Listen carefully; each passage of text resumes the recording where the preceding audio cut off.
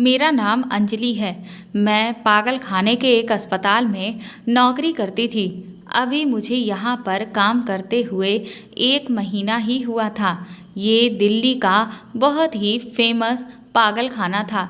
ये पागल खाना अभी नया नया ही यहाँ पर बना था। इसके बावजूद भी ये अस्पताल बहुत जल्दी फेमस हो गया था और अस्पताल ने काफ़ी सारी दौलत और शोहरत भी कमा ली थी। इस पागल खाने में एक बात बहुत ही अजीब थी कि यहाँ पर सिर्फ लड़कियों या फिर औरतों का ही इलाज किया जाता था और वो भी उन औरतों की उम्र भी 40 साल के अंदर अंदर होती थी। उसके ऊपर की उम्र की औरतों को यहाँ पर इलाज करने से मना कर दिया जाता था।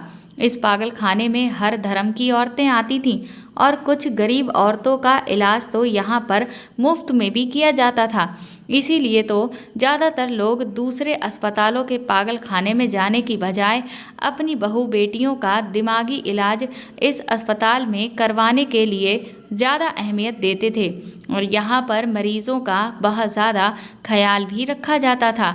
इस अस्पताल में स्टाफ के लिए सिर्फ जवान लड़कियों को ही रखा गया था। यहाँ पर मर्दों का कोई काम नहीं था, बस बाहर के कामों के लिए मर्द थे।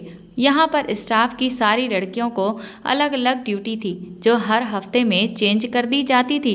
शुरू में मेरी ड्यूटी इस पागल खाने के कमरों की सफाई करने के लिए रखी गई थी। मुझे हर कमरे में जाकर वहाँ पर झाड़ू लगाना होता था।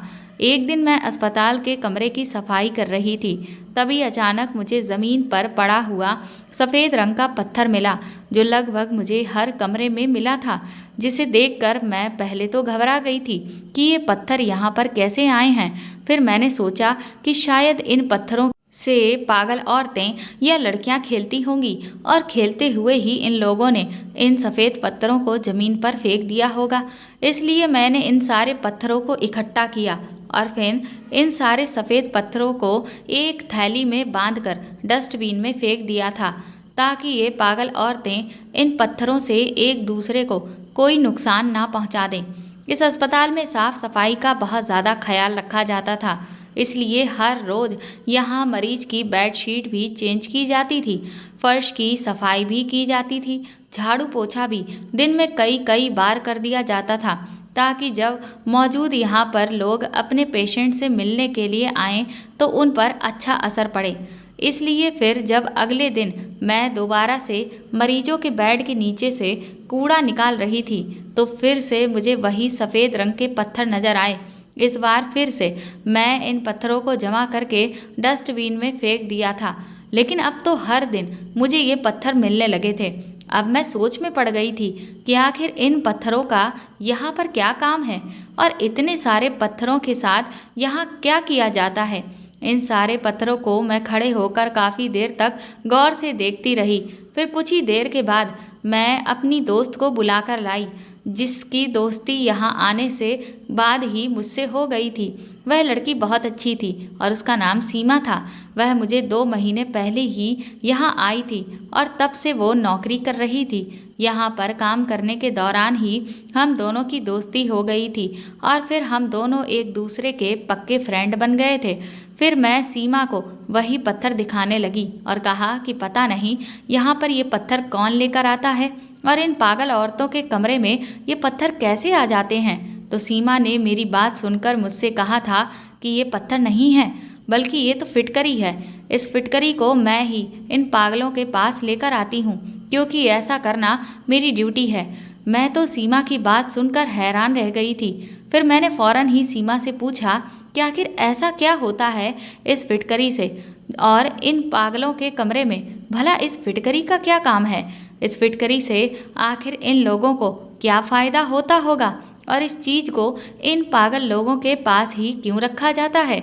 मैंने एक ही सांस में सीमा से काफ़ी सारे सवाल कर दिए थे, लेकिन अगले ही पल सीमा की बात सुनकर मेरे तो होश उड़ गए थे और मुझे अपने कानों पर विश्वास ही नहीं हो रहा था कि मुझे वह जो कुछ भी बता रही है क्या वह सब कुछ सच है।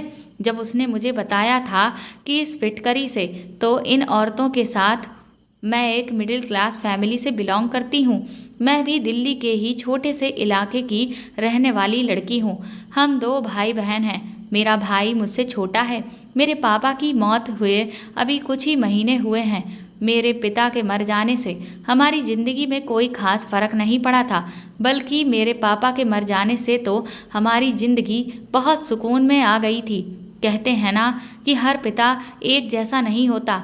लोगों के लिए पिता का साया होना बहुत ज़रूरी होता है, लेकिन शायद हम तो अपने पिता से अपना पीछा छुड़वाना चाहते थे, क्योंकि मेरे पिता एक बहुत ही जालिम आदमी थे। मेरे पापा धूम्रपान करते थे और अपने सारे पैसे इस नशे में ही लुटा दिया करते थे। वह नशा करने के साथ साथ जुआ भी खेलते थे। जब भी मेरे पापा नशा करते और जुआ खेल के हार जाते तो घर आकर हम दोनों भाई बहन के सामने मम्मी को बहुत ज़्यादा मारते थे, उन पर अत्याचार करते थे और मम्मी से कहते थे कि मुझे और भी पैसे दो, मैं जुआ हार गया हूँ। फिर जब मम्मी पापा से कहती थी कि मेरे पास पैसे नहीं हैं, मैं पैसे कहाँ से लेकर आऊँ, आप तो घर में खाने के लिए भी पैसे नहीं देते हैं, ये बच्चे बेचारे भूखे ही बैठे हुए रहते हैं, अगर पैसे होते तो मैं सबसे पहले बच्चों का पेट भरती। ये बात सुनकर तो मेरे पापा मम्मी पर और भी ज़्यादा गुस्सा होते थे और उन पर अत्याचार किया करते थे। हम भाई बहन अभी छोटे थे, इसलिए सब कुछ जानने के बावजूद भी अपनी मम्मी के लिए हम कुछ नहीं कर पाते थे, बल्कि एक कोने में बैठकर अपनी मम्मी को पिटता हुआ खामोशी से देखते रहते थे। और दोनों भाई बहन एक दूसरे से गले लगकर खूब रोते थे, क्योंकि मैं अपने भाई से बड़ी थी, इसलिए मैं उसको तसल्ली देती रहती थी और उसे चुप करवाने की पूरी कोशिश करती थी। लेकिन अब तो ये सब रोज़ का ही रूटीन बन गया था। जब भी पापा घर में आते तो कोई ना कोई हंगामा करते ही थे। आसपास के लोगों को भी अब ये पता चल चुका था कि मेरे पापा की आदतें बहुत ज़्यादा खराब हैं। जब मेरे पापा जुआ जीत जाते थे तो कई कई दिन तक घर पर वापस लौटकर ही नहीं आते थे, बल्कि वह नशा करके अपने दोस्तों के पास ही पड़े रहते थे और जो जुओं में पैसे जीते होते थे उन सभी पैसों को वह ख़त्म कर देते थे। उन्हें हम मासूम बच्चों की कोई भी फिक्र नहीं थी। उन्होंने कभी हम बच्चों के बारे में सोचा भी नहीं था। उन्हें तो हमेशा अपने आप से ही मतलब होता था। मेरे पापा ने घर का सारा सामान तक बेच डाला था। मजबूरी में आकर मम्मी को घर से बाहर निकलना पड़ा था, क्योंकि उन्हें अपने बच्चों का भी तो पेट पालना था। अगर हमें कुछ खाने के लिए नहीं मिलता तो हम लोग तो भूख से ही मर जाते। इसलिए मेरी मम्मी ने फिर एक कदम उठाया कि वह लोगों के घरों में जाकर काम करना शुरू करने लगी। मेरी मम्मी ने लोगों के घर में जाकर साफ सफाई का काम करना शुरू कर दिया था, जिसकी वजह से हमें 2 वक्त का खाना मिलने लगा था। मेरी मम्मी को जो सैलरी मिलती थी उससे वह घर का खर्च चलाती थी। घर की सारी जिम्मेदारी मेरी मम्मी के कंधों पर ही थी, क्योंकि पापा तो बड़ी बेफिक्री से अपनी पूरी जिंदगी गुजार रहे थे। मम्मी सुबह होते ही लोगों के घरों में काम करने के लिए चली जाती थी और मम्मी के काम पर चले जाने के बाद मैं अपने भाई को नाश्ता देती और फिर घर की सफाई करती और खाना भी मैं ही पकाया करती थी, क्योंकि मेरी मम्मी ने मुझे कम उम्र में ही ये सब कुछ करना सिखा दिया था। पर मैं तो असल में पढ़ना चाहती थी। मुझे पढ़ने की बहुत ज़्यादा तमन्ना थी। मैं अपने छोटे भाई से पूरे 10 साल बड़ी थी। मेरे नाना नानी दोनों ही इस दुनिया से चले गए थे। उन दोनों की एक एक्सीडेंट में मौत हो गई थी। मेरी मम्मी अच्छी और खाते पीते घर में रहती थी। मेरी मम्मी के पापा काफ़ी मेहनती और अच्छे इंसान थे, जिन्होंने अपनी मेहनत की कमाई से घर में हर फैसिलिटी मौजूद की हुई थी। मेरे नाना नानी की मौत के बाद मामा को मम्मी बोझ लगने लगी थी और उन्होंने जल्दी ही अपने बोझ को अपने सर से उतार कर फेंक दिया था और मेरी मम्मी की शादी बिना कुछ सोचे समझे ही एक बिगड़े हुए इंसान के साथ कर दी थी। फिर मामा जी ने कभी भी पलटकर मम्मी की तरफ नहीं देखा था। उन्होंने कभी दोबारा पलटकर मेरी मम्मी की खबर तक नहीं ली थी कि वह अपने ससुराल में कैसे रहती हैं, किस तरह के हाल में हैं, आखिर वह अपनी ज़िंदगी कैसे गुजार रही हैं। शायद कुछ भाइयों के लिए बहनें इस तरह से बोझ बन जाती हैं कि वह उनकी जिंदगियों को अपने हाथों से ही बर्बाद कर देते हैं। लेकिन कोई बात नहीं, दूसरे के साथ की हुई गलती एक न एक दिन अपने आगे भी ज़रूर आती है। शादी के 1 साल बाद ही मैं पैदा हो गई थी, लेकिन फिर मेरे पैदा होने के बाद जब भी मम्मी प्रेग्नेंट होती तो पापा मम्मी को नशे की हालत में बहुत ज़्यादा मारते थे, जिसकी वजह से मम्मी की प्रेगनेंसी ख़त्म हो जाती थी। और फिर इस तरह से पूरे शादी के 9 साल बाद मेरा भाई जैसे तैसे पैदा हुआ था। मेरे भाई का नाम सुमित था। सुमित के पैदा होने पर पापा को तो कोई खास खुशी नहीं हुई थी, लेकिन मेरे भाई के जन्म पर मैं और मेरी मम्मी बहुत खुश हो गए थे, क्योंकि मेरी मम्मी का कहना था कि तुम्हारा भाई ही अब हमारी किस्मत को पलटेगा। ये बड़ा होकर जब अपनी माँ के लिए पैसा कमाएगा तो हमारी सारी परेशानियों को दूर कर देगा। मेरे भाई के जन्म के बाद मम्मी ने पापा के मना करने के बाद भी मेरा एक सरकारी स्कूल में एडमिशन करवा दिया था, क्योंकि मेरी ख्वाहिश थी कि मैं खूब पढूं, जहां पर फीस बहुत ही मामूली सी थी। लेकिन इसके बावजूद भी मेरे पापा हर दिन घर में हंगामा कर दिया करते थे और कहते थे कि अपनी बेटी पर पैसे बर्बाद मत करो, ये तो पराए घर की है, यहाँ से एक दिन चली जाएगी, इसलिए उस पर पैसा खर्च करना बेकार की बात है। मेरे पापा का कहना था, जो पैसे तुम अपनी बेटी पर लगाती हो, अगर तुम मुझे दे दोगी तो वह सारे पैसे ही शाम तक डबल हो जाएंगे और डबल करके मैं तुम्हें पैसे लाकर दे दूंगा। मम्मी तो बस पापा की बात सुनकर अफसोस की वजह से सर हिलाती रह जाती थी। वह बेचारी कुछ नहीं कर सकती थी। मैं अपने पापा के इतना हंगामा करने की वजह से भी सिर्फ 5वीं क्लास तक ही पढ़ पाई थी, क्योंकि जब एक दिन मैं स्कूल से घर वापस आई तो उस दिन भी पापा ने मम्मी को रूटीन के मुताबिक बहुत ज़्यादा मारा था। न जाने क्यों उस दिन मुझे अपनी मम्मी को इस हालत में देखकर कुछ भी बर्दाश्त नहीं हो रहा था। मेरे पापा मेरी वजह से मेरी मम्मी को बुरी तरह से मार रहे थे। मुझे अपने पापा पर बहुत गुस्सा आ गया। उन्होंने मम्मी को मारने के लिए हाथ में डंडा उठा लिया था। मैं जल्दी से पापा के सामने जाकर खड़ी हो गई और अपनी मम्मी के लिए स्टैंड लिया। मैंने अपने पापा के हाथ से डंडा छीन लिया और कहा कि अगर आपने मेरी मम्मी को मारने की कोशिश की तो मैं सारे गांव में चीख चीख कर सबको बता दूंगी कि आप मेरी माँ को जान से मारने की कोशिश कर रहे हो। फिर उसके बाद सारे गांव वाले आपकी खूब बेइज्जती करेंगे और अगर फिर भी आप नहीं समझे तो मैं पुलिस में जाकर आपके खिलाफ रिपोर्ट लिखवाऊंगी, क्योंकि स्कूल में हमें जुल्म के खिलाफ आवाज़ उठाने के बारे में सिखाया जाता था।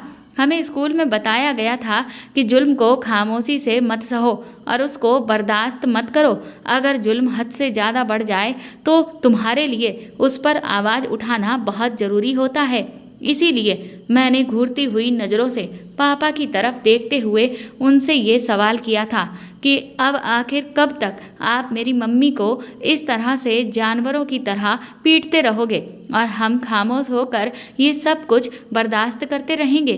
प्लीज़ पापा, अब भगवान के लिए बस कर दो ये सब कुछ करना, और अब ज़्यादा हमसे ये सब कुछ नहीं सहा जाता। मेरी बात सुनकर तो मेरे पापा को बहुत ज़्यादा गुस्सा आ गया था। उन्होंने फौरन ही मेरे हाथ से डंडा छीन लिया और मेरे गाल पर एक जोरदार थप्पड़ मार दिया। मैं एक कमज़ोर बच्ची थी, इसलिए मैं थप्पड़ लगने के बाद दूर जाकर ज़मीन पर मुंह के बल गिर गई थी। फिर मम्मी भागते हुए मेरे पास आई और मुझे गले से लगाकर वो खूब रोने लगी थी। पापा ने तो सारा घर सर पर उठा लिया था और वह चिल्लाते हुए मुझसे कह रहे थे कि अब तेरी इतनी हिम्मत हो गई कि तू अपने पिता से मुकाबला करने पर उतर आई है। फिर पापा ने बैग में से मेरी सारी बुक्स को निकाला और उनको एक एक करके फाड़ कर आग लगा दिया।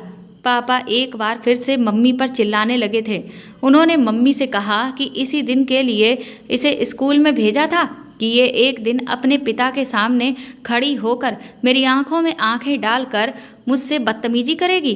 फिर पापा ने मम्मी से कहा कि देख अनीता, अब अगर मैंने इसे दोबारा स्कूल जाते हुए देख लिया ना तो तुझे उसी वक्त हाथ पकड़कर अपने घर से बाहर निकाल दूंगा और साथ में तेरे इन दोनों बच्चों को भी बाहर फेंक दूंगा। फिर तुम सबके सब बेसहारा हो जाओगे। सोच लेना। ये सब कहने के बाद मेरे पिता घर में नहीं रुके थे। वह तेजी से निकलकर घर से बाहर चले गए थे। पापा के जाते ही मम्मी ने नाराज़गी से मेरी तरफ देखते हुए मुझसे पूछा कि भला तुझे क्या ज़रूरत पड़ी हुई थी कि तू अपने पिता से इस तरीके से बात करे। मैं भी अपने आंसू साफ करते हुए मम्मी से कहने लगी कि मैंने कौन सा कोई गलत बात कह दी थी जो उनको इतना गुस्सा आ गया था। मैंने तो हालात से तंग आकर आपकी साइड लेकर ही ये बात कही थी। फिर मैंने मुंह बनाते हुए मम्मी से कहा कि अच्छा ही होता कि वह हमें घर से बाहर निकाल देते, कम से कम हमारी ज़िंदगी में भी थोड़ा बहुत सुकून तो आ जाता और हम सबको भी इस परेशानी भरी ज़िंदगी से छुटकारा मिल जाता। मेरी बात सुनकर मेरी मम्मी को तो बहुत गुस्सा आ गया और वह मुझसे कहने लगी कि खबरदार, जो दोबारा कभी भी तुमने ऐसी बात मजाक में अपने मुंह से निकाली, ऐसी बात कभी अब दोबारा मत कहना। तुम खुद ही दिमाग लगाकर ये बात सोचो कि अगर तुम्हारे पापा ने कोई भी ऐसा कदम उठा लिया तो फिर हम लोग कहाँ जाएंगे? हमारे सर पर एक ही तो छत है और तुम जानती भी हो कि हमारा इस दुनिया में अब कोई भी ठिकाना नहीं है। ये बस एक ही छत है और हम इससे भी अगर हाथ धो बैठे तो फिर हम लोग कहाँ जाएंगे? फिर तो हम सड़कों पर धक्के खाने के अलावा हमारे पास और कोई चारा भी नहीं होगा। पहले ही हम लोगों के लिए 2 वक्त की रोटी बड़ी मुश्किल से आ रही है, बड़ी मुश्किल से हम इन पैसों को कमा पा रहे हैं, फिर हम अपने रहने का इंतजाम भी कैसे करेंगे? मेरी मम्मी कहने लगी, वैसे भी इस जालिम दुनिया में एक मर्द के सहारे की हम लोगों को बहुत ज़रूरत होती है। मुझे मम्मी की बातों से कुछ भी समझ में नहीं आ रहा था, जबकि मैं तो यही समझती थी कि दुनिया बहुत जालिम है और जालिम तो मेरा पिता भी है। अपनी पत्नी और अपने बच्चों पर वह तरह तरह से अत्याचार करता है। उस दिन के बाद मैं कभी स्कूल गई नहीं थी। बस अब तो मेरी मम्मी मेरी शादी कर देना चाहती थी। मेरी मम्मी चाहती थी कि उनकी दोस्त के बेटे के साथ मेरी शादी हो जाए। मेरी मम्मी की दोस्त भी कुछ ज़्यादा अमीर नहीं थी। उनका एक इकलौता बेटा था और मेहनत मजदूरी करके वह भी अपना घर जैसे तैसे चला रही थी। मेरी मम्मी इस रिश्ते से बहुत खुश थी।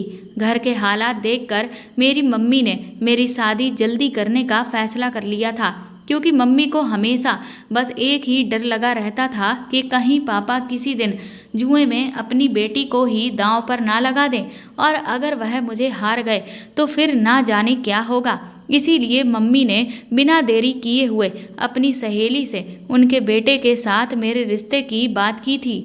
मेरी मम्मी की दोस्त ने कहा था कि तुम्हारी बेटी बहुत अच्छी है और बहुत सुंदर भी है। उन्हें इस रिश्ते से कोई भी ऐतराज़ नहीं था। वह खुश हो गई थी और उन्होंने कहा कि मैं भी यही चाहती हूँ कि जल्द से जल्द ये शादी हो जाए। उन्होंने मेरी मम्मी से कहा कि आप परेशान बिल्कुल भी मत हो, मैं जल्दी ही आपकी बेटी को अपने घर की दुल्हन बनाकर ले आऊँगी। उन्होंने मेरी मम्मी से कहा कि अनीता, मेरी कोई भी बेटी नहीं है और मैं तुम्हारी बेटी को अपनी बेटी के जैसा ही बनाकर रखूँगी। अनीता, मैं तुम्हें क्या बताऊं कि मेरी भी यही चाहत है कि तुम्हारी बेटी अंजलि मेरे बेटे की पत्नी बन जाए और तुमने आज ये रिश्ता मांगकर मेरे दिल की दबी हुई ख्वाहिश को पूरा कर दिया है। वो कहने लगी कि मैं शादी में अब बिल्कुल भी देर नहीं करूँगी, क्योंकि मेरा बेटा तो सुबह सुबह ही काम पर चला जाता है और फिर मैं सारा दिन इस घर में अकेली ही रहती हूँ। मेरी मम्मी ने मेरे होने वाली सास से दहेज के बारे में पहले ही बात कर ली थी कि मैं बहुत गरीब हूँ। तुम ये बात तो अच्छे से जानती हो कि मैं तुम्हें दहेज में ज़्यादा कुछ तो नहीं दे सकती हूँ।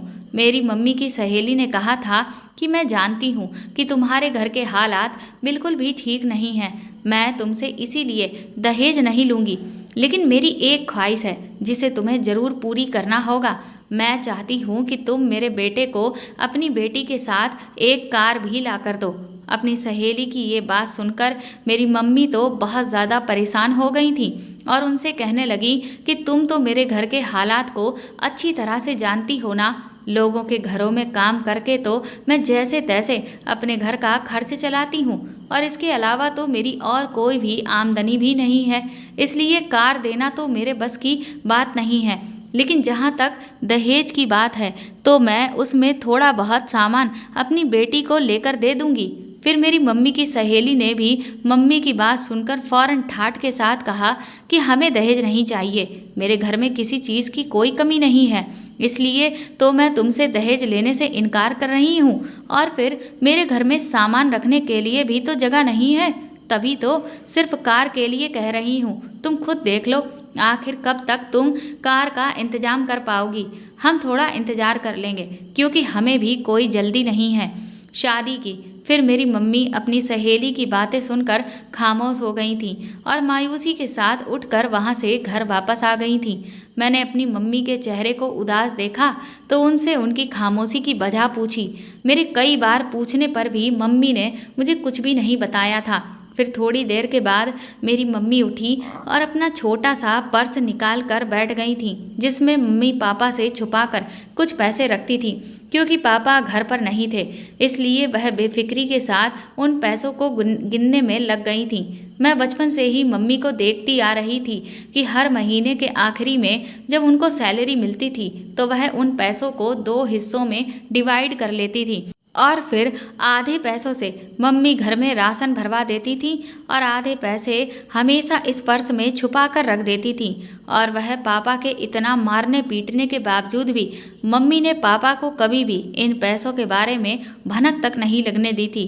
आज जब मैं उन्हें इतने सालों के बाद इन पैसों को बड़ी ही आस के साथ गिनते हुए देखा तो मैंने मम्मी से पूछ लिया था कि मम्मी, आपने आखिर इन पैसों को क्यों जमा किया है?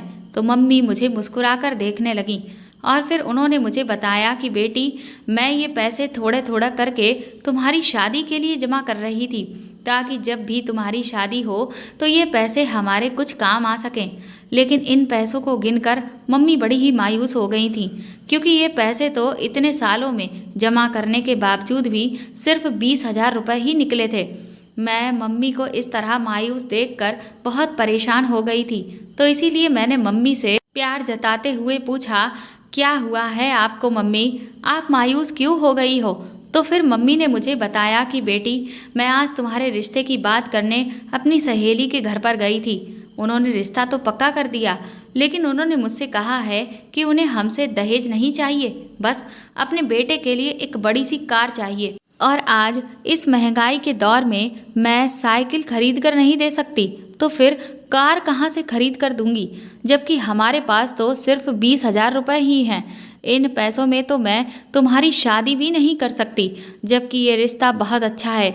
मैं इस रिश्ते को अपने हाथ से नहीं जाने देना चाहती हूँ। मैंने मम्मी से कहा कि आपकी सहेली ने इस तरह की बात क्यों की, जबकि वह तो ये बात बहुत अच्छी तरह से जानती हैं कि हम लोग कितने गरीब हैं। अगर वह बाइक की बात करती तो फिर भी ठीक था, लेकिन कार, अगर हम अमीर होते तो ज़रूर कार का बंदोबस्त हो जाता। फिर मम्मी ने मुझसे कहा कि बेटा, तुम उसकी तरफ से अपना दिल बिल्कुल भी खराब मत करो। मेरी सहेली हमारे घर के हालातों को बहुत अच्छी तरह से जानती है, तभी तो उसने दहेज नहीं मांगा है। मम्मी की बात सुनकर मुझे गुस्सा आ गया था। मैंने मम्मी से कहा कि आपकी सहेली दहेज ले या फिर कार, तो ये बात तो एक ही हुई ना मम्मी। मम्मी ने मुझे समझाने के लिए अभी अपना मुंह खोला ही था कि तभी पापा, जो ना जाने कब से खड़े हुए दरवाजे पर हम लोगों की वो सारी बातें सुन रहे थे, और वो मम्मी के हाथ से तुरंत ही सारे पैसे छीनकर उन्होंने अपनी जेब में रख लिए।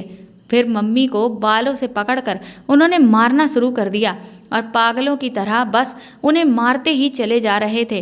वो ये भी नहीं देख रहे थे कि उन्हें कहाँ पर चोट लग रही है और कहाँ नहीं लग रही है। वो बार बार मम्मी से यही कह रहे थे कि तूने मुझे धोखा दिया है, मैं तुझे कभी भी माफ़ नहीं करूँगा, तूने ये पैसे मुझसे क्यों छुपाए? और फिर मेरी तरफ इशारा करके कहने लगे कि इस मनहूस लड़की के लिए तूने मुझसे सारी उम्र झूठ बोला। मैं मम्मी को बचाने के लिए आगे बढ़ी ही थी कि पापा ने मुझे भी मारना पीटना शुरू कर दिया। मेरी मम्मी को बहुत ज़्यादा चोटें आई थीं। पापा ने मम्मी को एक तरफ धक्का दिया और खुद घर से बाहर जाने लगे थे। मम्मी ने भी हिम्मत नहीं हारी थी, बल्कि वो भी जल्दी से उठकर खड़ी हुई और उन्होंने पापा का रास्ता रोक लिया था। और फिर पापा पर वो बुरी तरह से चिल्लाने लगी कि निकालो मेरे पैसे, क्योंकि ये मेरे खून पसीने की कमाई है, ये तुम्हारी तरह जुए में जीते हुए पैसे नहीं हैं, मैं तुम्हें इनको लेकर नहीं जाने दूंगी। मैंने आज पहली बार अपनी मम्मी को पापा के ऊपर चिल्लाते हुए देखा था। लेकिन पापा किसी की भी परवाह किए बिना ही वह पैसे लेकर वहाँ से जा चुके थे। पापा के इस तरह से पैसे ले जाने पर मम्मी को बहुत ज़्यादा शौक लगा था और वह चक्कर खाकर ज़मीन पर गिर गई थी, क्योंकि ये पैसे मेरी मम्मी सालों से इकट्ठा कर रही थी और इन पैसों को मेरे पापा जुए में हारने के लिए ले गए थे। फिर मम्मी को इस हालत में देखकर मैं भी चिल्लाने लगी थी कि कोई हमारी मदद करने के लिए आ जाए, लेकिन कोई भी हमारी मदद करने के लिए नहीं आया था, बल्कि आस पड़ोस के लोग तो आकर खड़े हो गए थे और घेरा लगाकर वह लोग सिर्फ तमाशा देखकर वहां से कुछ देर बाद वापस चले गए थे। फिर मैं बड़ी ही मुश्किल से अपनी मम्मी को एक सरकारी अस्पताल में लेकर गई, क्योंकि किसी प्राइवेट अस्पताल में ले जाने के लिए मेरे पास बिल्कुल पैसे ही नहीं थे। डॉक्टर ने मम्मी का चेकअप किया। मम्मी को बहुत गहरा सदमा पहुंचा था, जिसकी वजह से उन्हें हार्ट अटैक हो गया था। डॉक्टर की ये बात सुनकर के तो मैं ज़मीन पर ही गिर गई थी और मैंने भी रोना धोना शुरू कर दिया था, क्योंकि बस एक मेरी मम्मी ही तो थी जो हम दोनों भाई बहन की परवाह करती थी, जबकि पापा ने तो आज तक कभी भी हमारी कोई जिम्मेदारी नहीं उठाई थी और वह भी अब बीमार हो गई थी। मम्मी के साथ साथ अब मुझे इस बात की फिक्र थी कि आखिर अब कौन हमारा सहारा बनेगा और हम लोग कहाँ से खाएंगे पिएंगे। डॉक्टर ने 2 दिन के बाद ही मेरी मम्मी को डिस्चार्ज कर दिया था। मैं अपनी मम्मी को लेकर वापस घर आ गई थी। अब मैं सारा दिन मम्मी के पास ही बैठी रहती थी और उनकी सेवा में लगी रहती थी। दिन रात मैं उनकी फिक्र में खूब आंसू बहाती रहती थी, क्योंकि घर का सारा राशन अब ख़त्म हो गया था और मेरा भाई भी भूख से तड़प रहा था। हम दोनों भाई बहन सारा दिन रोते रहते थे। 2 दिन तक तो पापा घर नहीं आए थे और ना ही उनकी कोई खबर थी कि वह कहाँ पर हैं और उन पैसों के साथ उन्होंने क्या किया। लेकिन फिर तीसरे ही दिन कुछ लोग पापा की लाश लेकर हमारे घर पर आए थे। उनके मुताबिक पापा के पास जो पैसे थे उनमें से आधे वह जुए में हार गए थे और बाकी जो बचे थे उन पैसों से मेरे पापा ने शराब पी ली थी। लेकिन वह शराब जहरीली निकली थी, जिसकी वजह से मेरे पापा के साथ साथ और भी दूसरे लोग अपनी ज़िंदगी से हाथ धो बैठे थे। पापा ने अपनी सारी ज़िंदगी हमारे साथ जो कुछ भी किया था उसको हम कभी भी भूल नहीं सकते थे। इसीलिए पापा के मर जाने से हम लोगों को कोई खास दुख भी नहीं हुआ था। लेकिन अब हमारे घर में भूखे रहने की नौबत आ गई थी, इसलिए मैंने नौकरी तलाश करना शुरू कर दिया था। मम्मी की जगह पर अब मैं लोगों के घरों में काम करने के लिए जाने लगी थी, लेकिन ये लोग मुझसे काम ज़्यादा करवाते थे और पैसे वो बहुत कम दिया करते थे। इसके अलावा सारा दिन हर छोटी छोटी बात पर वो लोग मुझे डांटते ही रहते थे। मुझे बहुत डांट खानी पड़ती थी, इसलिए मैंने जल्दी ही लोगों के घरों का काम करना भी छोड़ दिया था और एक बार फिर से नौकरी तलाश करनी शुरू कर दी थी, क्योंकि अब घर की सारी जिम्मेदारी मुझ पर ही आ गई थी। लेकिन मैं अपनी हर कोशिश के बावजूद भी लगातार नाकाम हो रही थी। फिर एक दिन मेरे पड़ोस में रहने वाली एक लड़की ने मुझे हमारे ही शहर में बने हुए पागल खाने के बारे में बताया, जो कि अभी नया नया बना हुआ था, और मुझसे कहा था कि ये एक प्राइवेट अस्पताल है और इस अस्पताल की ओनर एक बूढ़ी औरत है, इसीलिए वह तुम्हारी मजबूरी को समझते हुए तुम्हें आसानी से नौकरी दे देगी। मैं अगले ही दिन उस अस्पताल में चली गई थी और फिर ऐसा ही हुआ था। वहाँ की ओनर ने मुझे आसानी से नौकरी पर रख लिया था। मेरी पढ़ाई तो बहुत ज़्यादा नहीं थी, इसलिए मुझे साफ़ सफाई के लिए रख लिया गया था और मुझे सैलरी भी अच्छी ऑफ़र की थी। मैंने इस नौकरी को अपने लिए बहुत लकी समझा और फ़ौरन इस नौकरी को एक्सेप्ट कर लिया। शुरू में तो मुझे अस्पताल में वहाँ के टॉयलेट बाथरूम साफ़ करने की ड्यूटी दी गई थी। फिर कुछ दिनों के बाद ही मेरी ड्यूटी चेंज कर दी गई। मुझे अस्पताल के जितने भी कमरे थे उन सभी कमरों में झाड़ू लगाने का काम दिया गया था। जिस दिन से मेरी ड्यूटी चेंज हुई थी उस दिन से लगातार मुझे पागल औरतों के कमरे से झाड़ू लगाते टाइम वो सफ़ेद रंग के पत्थर टाइप के जैसी कोई चीज़ मिल रही थी। तब मेरी फ्रेंड ने मुझे बताया कि ये फिटकरी है। मैंने उससे पूछा कि भला पागल खाने में फिटकरी का क्या काम, तो वह कहने लगी कि मुझे भी इस बात पर बहुत हैरत होती थी और इसीलिए एक दिन मैंने जो डॉक्टर इसको लेकर जाती थी उनके पीछे जाकर जब देखा तो मैंने उन्हें इस पर एक अजीब तरह का केमिकल लगाते हुए देखा। अपनी फ्रेंड के मुंह से ये बात सुनकर मेरी तो आंखें फटी की फटी रह गईं। मैंने कहा, आखिर कैसा केमिकल? तो वह कहने लगी कि जब मैं इसके बारे में पता करने लगी तो ये पाया कि ये केमिकल बड़ा ही खतरनाक होता है। इतना खतरनाक कि इससे जान भी जा सकती है और इसके इस्तेमाल से किसी के भी होश खो सकते हैं। लेकिन इस केमिकल के असर को कम करने के लिए ही इसे फिटकरी पर लगाया जाता है। फिटकरी पर लगे होने की वजह से ये जानलेवा नहीं बनता, लेकिन अगर इसे सीधे तरीके से किसी भी इंसान के ऊपर इस्तेमाल कर लिया जाए तो फिर उसकी तो ऐन मौके पर ही मौत हो सकती है। मैंने अपनी फ्रेंड से कहा कि लेकिन इस केमिकल को किस पर यूज़ किया जा रहा है? तो वह कहने लगी कि तुम ये बात किसी से मत कहना। लेकिन मैंने बहुत ही खतरा मोल लेते हुए इस बात का पता लगाया था। दरअसल इस केमिकल का इस्तेमाल यहाँ पर रहने वाली पागल औरतों और लड़कियों पर किया जा रहा है।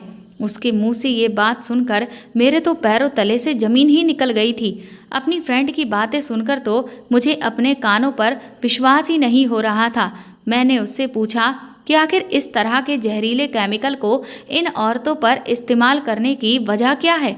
तो वह कहने लगी कि दरअसल इस केमिकल से हर पागल औरत और लड़की को बेहोश किया जाता है, जिसके बाद उन लोगों से जो कुछ भी कहा जाए वह ठीक वैसा ही करती हैं, क्योंकि वह तो अपने होश पूरी तरह से खो बैठती हैं। और फिर इन लोगों को पीछे की तरफ बने हुए अलग कमरों में लेकर जाया जाता है।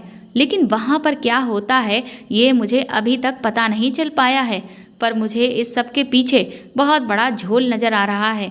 ज़रूर इन बेचारी पागल लड़कियों के साथ कोई ज्यादती हो रही है और उनके खिलाफ आवाज़ उठाने वाला कोई भी नहीं है और ना ही उन लड़कियों का साथ देने वाला कोई है। अपनी फ्रेंड की बात सुनकर मुझे ना जाने क्यों लेकिन सभी पागल औरतों के लिए बहुत बुरा लगने लगा और रह रहकर मुझे वह समय याद आने लगा जब मेरे पापा मेरी माँ पर जुल्म किया करते थे और वह चुपचाप सब कुछ बर्दाश्त करती थी। मेरे अंदर गुस्से की एक आग भड़क गई। मैं यही सोचने लगी कि ये दुनिया क्या औरतों पर सिर्फ जुल्म करना ही जानती है? क्या औरतों के नसीब में बस दुख दर्द सहना ही लिखा है? चाहे कोई औरत दिमागी रूप से पागल ही क्यों ना हो, लेकिन उसके नसीब में यही सब लिख दिया जाता है। ये सब सोचकर मुझे बहुत गुस्सा आने लगा और मैंने फैसला कर लिया कि अब चाहे जो भी हो जाए, लेकिन मैं इस सब के पीछे की वजह जान कर रहूँगी और अगर वह कहीं वही सब है जो मैं सोच रही हूँ तो फिर मैं इन औरतों को इंसाफ दिलाकर रहूँगी। उसी रात को मैं चोरी चुपके उन डॉक्टर्स के पीछे गई जो कुछ औरतों को लेकर पीछे बने हुए कमरों में ले गई थीं और वहाँ जब मैंने खिड़की से अंदर झांक कर देखा तो अंदर का नज़ारा देखकर मेरे तो होश ही उड़ गए थे, क्योंकि अंदर उन औरतों का एक खास तरीके से मेकअप किया जा रहा था, जिनमें से कुछ लड़कियों को बहुत अच्छे अच्छे टाइप के कपड़े भी पहनाए जा रहे थे, जिससे वह बहुत ज़्यादा खूबसूरत लग रही थी। और फिर जब मैंने दूसरी तरफ देखा तो उधर जो भी औरतें खड़ी थीं वह सभी कम सुंदर थीं, या फिर ये कहूँ कि उनकी हाइट कम थी या वह बहुत मोटी थीं और उनके शरीर की बनावट भी भद्दी सी थी या रंग काला था। उनमें से कुछ बहुत ज़्यादा पतली भी थीं। उन सभी लड़कियों का इस तरह का मेकअप किया गया था कि वह और भी ज़्यादा भयानक लग रही थीं। उनके चेहरे पर जो मेकअप किया गया था उससे काफ़ी सारे घाव बनाए गए थे। मतलब मेकअप के जरिए उनके चेहरे को अब और भी ज़्यादा बिगाड़ दिया गया था, इस तरह से जैसे कि उन पर एसिड फेंका गया हो या फिर उन्हें कोई बहुत गहरी चोट लगी हो। इन लड़कियों को मेकअप के तरीके से अलग अलग रूप दिया गया था, जिससे एक तरफ खड़ी हुई जो लड़कियां पहले से खूबसूरत थीं उन्हें और भी ज़्यादा मेकअप के जरिए खूबसूरत बनाया गया था और दूसरी तरफ जो लड़कियां कम खूबसूरत थीं उन्हें मेकअप से और भी ज़्यादा बदसूरत बना दिया गया था। आखिर इस सब को करने का मकसद क्या था? मुझे ये बात बिल्कुल भी समझ में नहीं आ रही थी। कुछ देर के बाद मैंने ये देखा कि सबसे पहले खूबसूरत लड़कियों को एक तरफ से बाहर निकाला गया और उन्हें एक बड़ी सी गाड़ी में बिठा दिया गया। मेरे लिए इस वक्त ये जानना बहुत ज़रूरी था कि इन सभी लड़कियों को इतना सजा धजा कर कहाँ भेजा जा रहा है। इसलिए मैं तुरंत ही मौका पाते ही उस गाड़ी के पीछे एक टैक्सी से पीछा करते हुए वहां पहुंची जहां पर वह गाड़ी जाकर रुक गई, क्योंकि किसी को भी इस बात का अंदाज़ा नहीं था कि कोई उनका पीछा कर रहा है। इसीलिए वह बहुत ही ज़्यादा जांच पड़ताल नहीं कर रहे थे और ना यहाँ वहाँ नज़र रख रहे थे, जिससे मुझे काफ़ी आसानी हो गई थी। मैंने फिर देखा कि उनमें से आधी लड़कियों को एक एक करके एक बड़े से फार्म हाउस के अंदर ले जाया गया, जहाँ पर कुछ आदमी पार्टी करते दिख रहे थे। वह सब उन बेचारी पागल लड़कियों को अपने साथ ले गए। मैं समझ गई कि यहाँ पर क्या हो रहा है। उसके बाद उस वैन के ड्राइवर को उन लोगों ने ढेर सारे पैसे दिए। फिर वह वैन का ड्राइवर उन बाकी की लड़कियों को लेकर अलग अलग जगहों पर गया और वहाँ पर उन लड़कियों को उसने छोड़ दिया और उनके बदले में वह पैसे लेता रहा। इसका मतलब ये साफ था कि इन लड़कियों को हर रोज़ उनके जो भी खरीदार होते थे उनके हाथों बेचा जाता था। उन लड़कियों की एक रात की सेवा के बदले ये रकम वसूली जाती थी। मुझे यकीन नहीं हो रहा था कि ये लोग इतना घटिया काम भी कर सकते हैं। बेचारी वह पागल लड़कियां, जिन्हें इस बात का अंदाज़ा भी नहीं है कि उनके साथ ये लोग क्या कर रहे हैं, क्योंकि उन्हें इतनी पहले से ये समझ ही नहीं थी। दूसरा, जो केमिकल उन्हें सुंघाया जाता था उससे तो वह बिल्कुल एक रोबोट की तरह हो गई थी। ये लोग उनसे जैसा जैसा कह रहे थे वह ठीक वैसा ही करती जा रही थी। इसीलिए उनके लिए ये सब करना इतना आसान था, वरना किसी पागल इंसान को संभाल पाना तो बहुत मुश्किल हो जाता है। अब दूसरे दिन मुझे इस बात का पता लगाना था कि जिन लड़कियों का खराब मेकअप किया गया था आखिर ये उनके साथ क्या करते थे। मैंने देखा कि जैसे ही सुबह हुई वैसे ही कुछ लोग उन पीछे वाले कमरों में गए और वहां से बाकी की पागल लड़कियों को एक वैन में बिठाकर भेज दिया। मुझे उनके बारे में भी पूरी सच्चाई पता करनी थी, लेकिन क्योंकि दिन में मेरी ड्यूटी थी इस वजह से मेरे लिए उनका पीछा कर पाना मुमकिन नहीं हो पा रहा था। फिर मैंने इसमें अपनी फ्रेंड की मदद मांगी और उसने अपने काम के साथ साथ मेरा काम भी जैसे तैसे मैनेज करके संभाल लिया। पहले तो मुझे उनका पीछा करने में देरी हो गई थी, इसीलिए जब मैं एक ऐसी जगह पर पहुंची जहां से मुझे समझ में ही नहीं आ रहा था कि मुझे आगे कहां जाना है, तो मैं परेशान होकर यहाँ वहाँ देखने लगी कि तभी मुझे अपने अस्पताल की कुछ मरीज दिखाई दी। उनका मेकअप देखकर मैं दूर से ही समझ गई कि ये वही हैं जो पागल औरतों का कल मेकअप किया गया। मैं ये देखकर हैरान हो गई थी कि उन सभी औरतों को थोड़ी थोड़ी दूर पर खड़ा किया गया था और उनके हाथ में कटोरा था। उन्हें भीख मांगने के लिए सड़क पर छोड़ दिया गया था और इसीलिए उनका ऐसे मेकअप किया गया ताकि एक तो उनके अपने उन्हें पहचान ना सकें, दूसरा लोग उन्हें बेचारगी भरी नज़र से देखकर खूब सारी भीख दें। वह इस वक्त नशे की हालत में थी, तो जैसा उन्हें बोला गया था वह चुपचाप वैसे ही कर रही थीं। अब मुझे ये सारी कहानी समझ में आ चुकी थी। दरअसल इस सब से जो भी कमाई हो रही थी वह सब की सब अस्पताल की ओनर अपने पास रख लेती थी। लड़कियां जब अपने होश में आती थीं तो उनका कुछ भी याद ही नहीं रहता था कि उन्हें कहाँ पर भेजा गया था और वह किसके साथ रात गुजारने के लिए गई थीं, या फिर किसी औरत को भीख मांगने के लिए कहाँ खड़ा किया गया था। हमारी ओनर रात को उन लड़कियों को अमीर आदमियों के हवाले करके खूब सारे पैसे कमा रही थी और दिन में बाकी की लड़कियों से भीख मंगवाकर भी पैसे कमाती थी। दूसरा, उनके वीडियो बनाकर वह अलग अलग देशों में भी भेज देती थी ताकि उनके लिए बहुत बड़े स्तर पर डोनेशन भी आ जाए, और जो भी उनकी देखभाल के लिए डोनेशन दूसरे देशों से आता था वह भी वो ओनर अपने पास ही रख लेती थी। वह ओनर इन लोगों के सहारे से अपनी एक लग्जीरियस लाइफ एंजॉय कर रही थी और दूसरी कंट्रीज़ में वह खूब जाकर घूमती फिरती थी। मैं जब ये पूरी सच्चाई जानी तो मैंने अपनी फ्रेंड को पूरी बात बताई, तो वह मेरी ये बात सुनकर हैरान रह गई थी। वह कहने लगी कि इन लोगों के घर वाले कितने भरोसे के साथ इन्हें यहाँ पर छोड़कर जाते हैं और ये मैडम कितनी बड़ी प्लानिंग के साथ इन सब का कैसे फ़ायदा उठा रही है। मैंने कहा, ये तो कुछ भी नहीं है। मैंने और भी बहुत कुछ इस सब के बारे में पता किया है। मेरी बात सुनकर मेरी फ्रेंड हैरान रह गई। मैंने कहा कि रात को मालिकों के पास भेजी जाने वाली लड़कियां अगर कभी पेट से भी हो जाती हैं तो उनकी प्रेगनेंसी को भी ये लोग यहीं अस्पताल में ख़त्म कर देते हैं। इसमें कोई एक दो लोग शामिल नहीं हैं, बल्कि ये एक पूरा ग्रुप है जो कि मिलकर ये सब कुछ कर रहा है, सिर्फ और सिर्फ मैडम के कहने पर, क्योंकि सभी को अपना मुंह बंद करने के लिए और इस गलत काम को अच्छे तरीके से अंजाम देने के लिए इन सब को बहुत अच्छी खासी रकम भी दी जाती है। ये मैडम इन सब तरीकों से तो पैसे कमा ही रही है। दूसरा, इन पागल औरतों का जो यहाँ इलाज चलता है उसके लिए भी उनके घर वाले इस मैडम को पैसे देकर जाते हैं। इसका साफ मतलब ये है कि ये हर तरह से लाखों करोड़ों रुपए कमा रही है। मैंने कहा कि कहाँ तो मैं इस औरत को सीधी सादी और साफ दिल वाली समझती थी, लेकिन मुझे नहीं पता था कि ये औरत इतनी घटिया और बुरी हो सकती है। ऐसा तो शायद ये कोई भी सपने में सोच नहीं सकता। ये औरत बूढ़ी जरूर है, लेकिन ये हद से ज़्यादा चालाक है और इसने बड़ी ही होशियारी से इन सब का फ़ायदा उठाकर खूब सारा पैसा कमाया है और आगे भी ये ऐसा ही करती रहेगी। मेरी फ्रेंड कहने लगी कि तुमने वाकई बहुत ही जोखिम भरा काम किया है।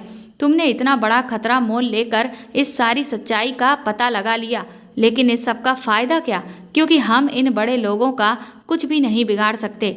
मैंने कहा कि नहीं, मैं ये सब बर्दाश्त नहीं करूँगी। मैं इतना सब कुछ इसलिए नहीं किया था ताकि मैं सारी सच्चाई जानने के बाद हाथ पर हाथ धर के बैठ जाऊं, बल्कि मैंने फैसला कर लिया है कि मैं इन सब के इन काले कारनामों का पर्दाफाश करके ही रहूँगी। मुझे हर हाल में इनके गोरख धंधे को ख़त्म करना है। मेरी फ्रेंड मुझसे कहने लगी कि तुम पागल मत बनो, इस बारे में किसी को भी मत बताना, वरना कहीं ऐसा ना हो कि तुम खुद ही इस सब में बुरी तरह से फंस जाओ, क्योंकि ये सब पैसे वाले लोग हैं और हम गरीब लोग हैं, हमारी कोई भी नहीं सुनेगा। मैंने कहा कि मुझे फंसने का कोई डर नहीं, मुझे बस सच्चाई सबके सामने लानी है। मैं जानती हूँ कि मैं खुद एक गरीब लड़की हूँ और यहाँ पर नौकरी करने के लिए आई हूँ, लेकिन मैं इन औरतों की ऐसी हालत नहीं देख सकती। इन औरतों के साथ बहुत बड़ा धोखा किया जा रहा है। इन बेचारियों को तो ये पता ही नहीं कि उनके साथ रात को क्या किया जाता है। मेरी फ्रेंड के मना करने के बावजूद भी मैं अगले ही दिन पुलिस के पास पहुँच गई और उन्हें सब कुछ बता दिया। इस सब का पता लगाने के दौरान मैंने उन लोगों के कुछ फ़ोटोज़ भी क्लिक किए थे और वो भी मैंने पुलिस को दिखा दिए, लेकिन पुलिस वाले कहने लगे कि उनके लिए इतने सबूत काफ़ी नहीं हैं, क्योंकि इन तस्वीरों में किसी का भी चेहरा बहुत ज़्यादा साफ नज़र नहीं आ रहा है। इसके लिए हमें ठोस सबूत चाहिए। मैंने पुलिस से कहा कि ठोस सबूतों को जुटाने में मैं आपकी हर तरह की मदद करने को तैयार हूँ। फिर मैंने उन्हें अपने दिमाग में तैयार पहले से ही एक प्लान बताया। मैंने उनसे कहा कि अगर हम इस प्लान के हिसाब से चलते हैं तो फिर जल्दी ही हम इन लोगों के खिलाफ सारे सबूत इकट्ठे कर लेंगे। इसके बाद पुलिस वालों ने अपनी ही एक लेडी कांस्टेबल को पागल बनाकर उस पागल खाने में भर्ती करने के लिए भेज दिया था। वह जो पुलिस कांस्टेबल थी वह बहुत ज़्यादा खूबसूरत थी। वह जानती थी कि कभी भी उन्हें फिटकरी बहाने से दी जा सकती है, क्योंकि सबको लगता था कि वह पागल है, लेकिन वह तो नॉर्मल थी। जब उन्हें रात के टाइम पर फिटकरी सूंघने के लिए दी जा रही थी, तब उन्होंने उससे पहले ही अपनी नाक में एक रुई का टुकड़ा दोनों तरफ रख लिया था। डॉक्टर को दिखाने के लिए उसने सांस लेने का दिखावा भी किया, लेकिन उन्होंने उस वक्त सांस भी नहीं ली ताकि किसी भी तरह की कोई गड़बड़ ना हो। उन्होंने अपनी नाक के आगे फिटकरी को लगा लिया था। सबके सामने पुलिस कांस्टेबल ममता ने यही रिएक्ट किया कि जैसे उसकी हालत अब बेसुध सी होने लग गई है और वह अपने होश खो बैठी है। मैं ममता का साथ दे रही थी और अब तो ममता के आगे भी सब कुछ खुलकर आ गया था। इसीलिए मुझे ममता को मेकअप रूम में ले जाने के लिए कहा गया था। मैं ममता को मेकअप रूम में लेकर चली गई। ममता के कपड़ों में पहले से ही एक कैमरा लगा हुआ था। जिससे पुलिस सब कुछ देखकर रिकॉर्ड कर रही थी। जब ममता का मेकअप किया गया तब बाकी की पागल औरतों का भी वहां पर मेकअप किया जा रहा था, जिन्हें भीख मांगने के लिए सुबह ले जाना था। तो मुझे इस बात की कहीं ना कहीं तसल्ली हो रही थी कि अब सब कुछ सबके सामने खुलकर आ ही जाएगा। ममता पूरी तरह से तैयार हो गई थी और फिर उन्हें उस आदमी के हवाले भी कर दिया गया जिसने उन्हें खरीदा था। ममता को उस आदमी के घर जाने के लिए गाड़ी में बिठाकर जैसे ही उस आदमी के हवाले किया जा रहा था कि तभी इतनी देर में ही पुलिस आ गई और पुलिस की एक टीम ने उस आदमी को पकड़ लिया और फिर दूसरी टीम ने पूरे अस्पताल को चारों तरफ से घेर लिया था और वहां पर जितने भी लोग इस काम में शामिल थे उन सब को अरेस्ट कर लिया गया। मैडम तो उस टाइम अस्पताल में नहीं थी, वह अपने घर पर ही थी। पुलिस ने उन सब लोगों को अरेस्ट कर लिया। उसके बाद मैडम के घर पर भी छापा मारा गया और उनको सबूतों के साथ अरेस्ट कर लिया गया। मैडम के पास बहुत सारा काला धन भी निकला, वो सब भी पुलिस ने तुरंत ही जब्त कर लिया था। जब वहाँ के स्टाफ की खूब पिटाई की गई जो मैडम के साथ मिले हुए थे, तो उन्होंने सारी सच्चाई खुलकर बता दी। मैडम को पता ही नहीं चल सका कि उनकी सच्चाई किसने खोली है। सभी लोगों को अरेस्ट कर लिया गया और फिर धीरे धीरे ये बात सारे मीडिया में एकदम से फैल गई थी। रातों रात ये बात पूरे शहर में जंगल में आग की तरह फैली और पूरे शहर में अस्पताल बदनाम हो गया था और कोर्ट का फैसला आया कि अस्पताल को अब पूरी तरह से बंद कर दिया जाए। वहाँ की जितनी भी औरतें लड़कियाँ थीं जिनके साथ इलाज के नाम पर ये सब कुछ हो रहा था, उनके घर वालों को उनके नुकसान के लिए मुआवजा भी दिया गया। ऐसा इसलिए क्योंकि वह सब दिमागी तौर पर डिस्टर्ब थीं और उनको ठीक करने के लिए ही तो उनके घर वाले इस अस्पताल में उन्हें छोड़ कर गए थे। लेकिन यहाँ तो उनके साथ धोखा किया जा रहा था और घर वालों के पैसे काफ़ी हद तक अपने पेशेंट्स को ठीक करने की वजह से जाया हो चुके थे। यहाँ तक कि जब लोगों को ये बात पता चली कि ये सब कुछ मेरी वजह से हुआ है तो मेरा काफ़ी मीडिया वालों ने इंटरव्यू लिया।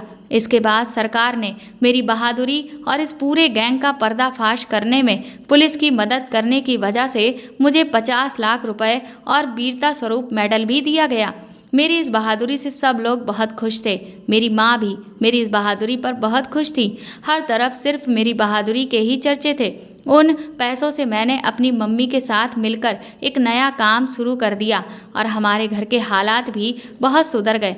उन पैसों से मैंने अपना एक अलग कपड़े बेचने का काम शुरू कर लिया और एक बहुत बड़ा शोरूम खोला जो बहुत जल्दी ही चल पड़ा क्योंकि मेरा नाम इतना फेमस हो गया था। इसीलिए अब हर कोई मेरे शोरूम पर आकर ही कपड़े खरीद रहा था, जिससे हर दिन मुझे बहुत मुनाफा होता था। अब मुझे मम्मी की सहेली के बेटे से शादी करने की भी कोई ज़रूरत नहीं थी क्योंकि अब मैं खूब पैसा कमाना चाहती थी और अपने भाई को अच्छे से पढ़ाना लिखाना चाहती थी। मेरी मम्मी की पूरी ज़िंदगी सिर्फ पैसों की तंगी और गरीबी में ही बीती थी, इसलिए अब मैं उनके लिए हर ऐशो आराम को जुटाना चाहती थी। इसलिए मेरी मम्मी ने उस रिश्ते से इनकार कर दिया। अब मैं अपनी मम्मी और भाई के साथ बहुत अच्छी ज़िंदगी गुजार रही हूँ। कल मैं दूसरों के यहाँ नौकरी पाने के लिए दर दर भटक रही थी, लेकिन आज मैं खुद दूसरों को नौकरी दे रही थी। ये मेरे सच बोलने का और मेरी हिम्मत दिखाने का नतीजा था। दोस्तों, अगर कहीं भी गलत हो रहा है तो उसके खिलाफ आवाज़ उठाएं और ऐसे लाचार लोगों की मदद कीजिए जिन्हें आपकी मदद की ज़रूरत है।